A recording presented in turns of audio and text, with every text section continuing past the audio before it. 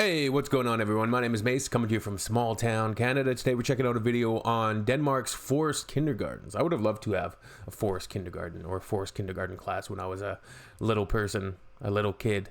I don't remember much about kindergarten. I remember little coat racks, little places to put your shoes, having naps, doing finger paintings and painting and things. I don't remember going outside that much, so I think that's an area that we are probably lacking here in Canada, at least where I grew up. I think nowadays the people have realized, I think for sure, that getting outdoors, getting into wilderness, getting into the forest, it's so important for social upbringing, social learning skills.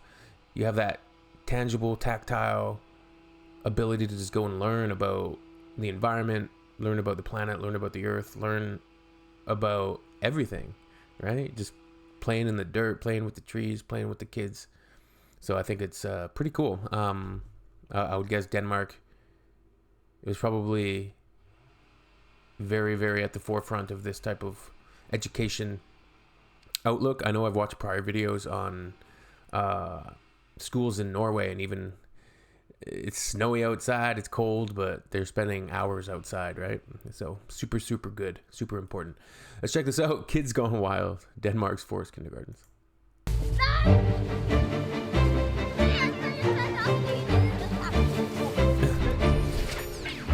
You have a lot of visitors come from overseas to see how you do things here. How do they react? They are thinking, what are we doing? And no, look at that. Like even there, like they're learning motor skills, social skills, determination, learning about gravity. They're learning about so much, learning about how their bodies react. And when do you learn to go to school? And why there is no fence? And wow.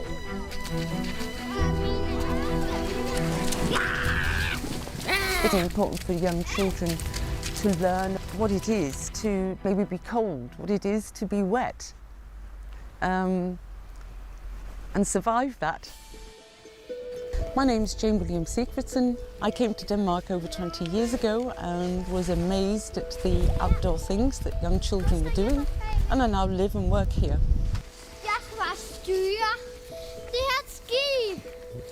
Jane's the author of a Imagination. book on forest education in Denmark.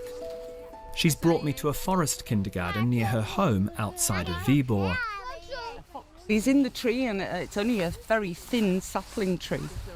It's very, very wobbly. It takes an awful lot of balance to sit in that and use both hands at the same time. In an ordinary playground, they wouldn't have the opportunities to develop those physical skills. Jane runs outdoor education workshops for teachers and carers from around the world, including Australia. While we've been talking, the kids have moved on to their next activity.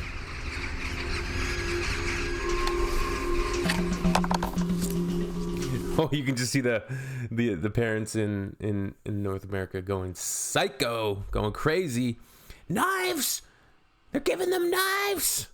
So what are they're gonna learn how to whittle some wood or something? They're gonna have a fire? Let's see what they're gonna do with the knives. But it's just another learning opportunity, right? Learning about safety, learning about how to handle something like that, and that it's teaching them that it's not a dangerous thing, but yet it needs to be handled with care, right?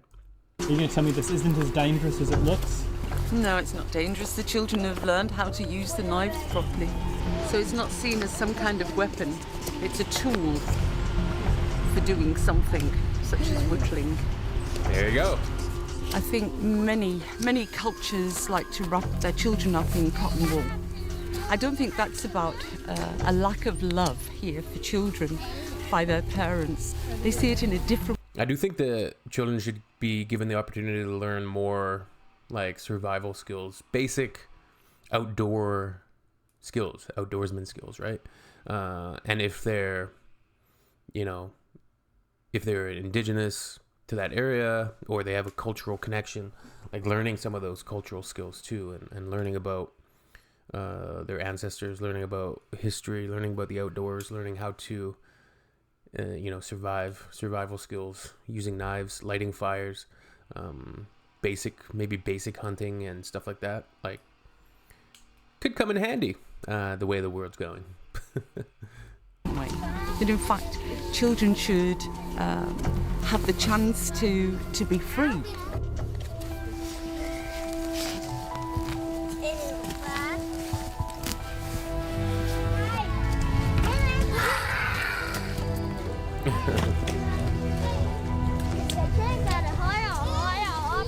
So what's your approach to safety here? You have to use your Whoa, that kid's pretty high up. It doesn't look like the most. Okay, I see where this. It looked like a very weakling tree, but brain, and if you trust that the kids, they can take care of themselves. Matti, are you afraid of anything?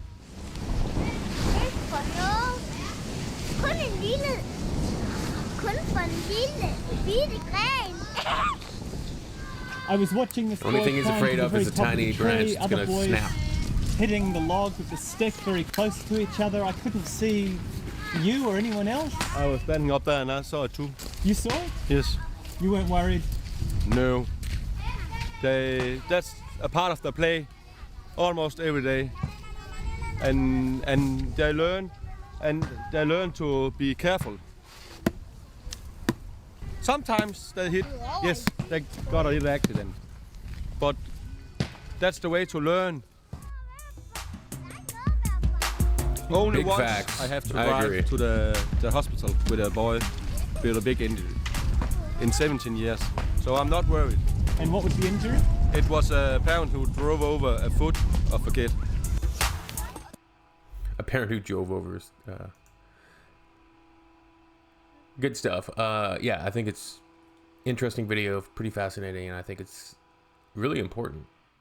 And I think kids at that age, there's probably less that they're going to benefit from if they were just like inside,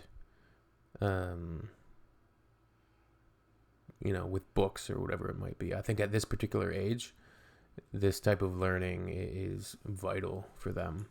And kids that are not given that opportunity, that's tragic in and of itself. So, let me know what you guys think down below. We'll see you very soon on the next video. My name is Mace once again. Little town in Canada. And just hanging out. Just hanging out here. Hanging out. And peace.